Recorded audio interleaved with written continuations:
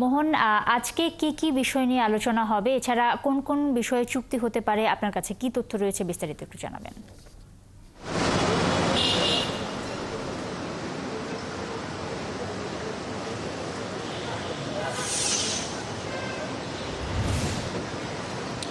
নুসরাত, আপনি জানেন যে বাংলাদেশের যে সামিট শুরু হয়েছে, অর্থাৎ ইনভেস্টমেন্ট সামিট, সে সামিটের আজকে দ্বিতীয় দিন এবং দ্বিতীয় দিনে কিন্তু একটি যে বিদেশি ডেলিগেশন টিম কিন্তু নারায়ণগঞ্জ ২৫০০ গিয়েছে আপনার পরিদর্শনে, যেখানে কোনো ধরনের কারখানা স্থাপন করার মতো জায়গা তারা পায় কিনা সেই বিষয়টা সামনে রাখা হয়। আমি আছি ইন্টারকন্টিনেন্টালে, এখানে আসলে বিভিন্ন পর্যায়ের বা প্রক্রিয়ার মধ্য দিয়ে কিন্তু আপনার অনেকগুলো কোম্পানির সাথে কথা হচ্ছে, আলোচনা হচ্ছে, এবং আমরা যতদূর জানি দুপুর ২:৩০টায় নাসার সাথে একটি আপনার চুক্তি স্বাক্ষর হবে বাংলাদেশের।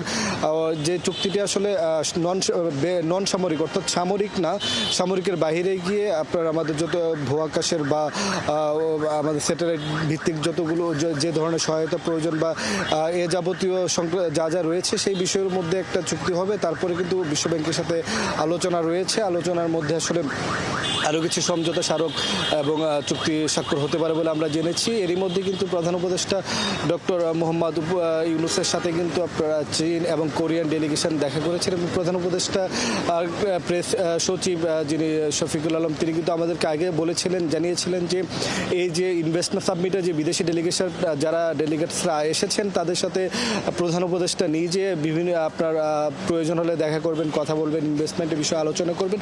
এরই ধারাবাহিকতায় কিন্তু আমরা জেনেছি যে প্রধান উপদেষ্টার সাথে আপনার কোরিয়ান এবং চায়না ডেলিগেশন দেখা করেছে, এবং এখানে যারা রয়েছে তাদের সাথেও যে আপনি জানেন যে অন্তত ৫০টি দেশের ৫৫০র মতো কোম্পানি আপনার কি বলে এটা আপনার সাইন করেছিলেন আসার জন্য, এবং আপনার এখানে প্রায় ৪০টি দেশের মতো ডেলিগেটসরা কিন্তু এসেছেন এবং তাদের সাথে আলোচনা চলছে। আজকে নাসার একটি চুক্তি স্বাক্ষর হবে, তারপরে বিশ্বব্যাংকের সাথে আলোচনার কথা রয়েছে। নুসরাত।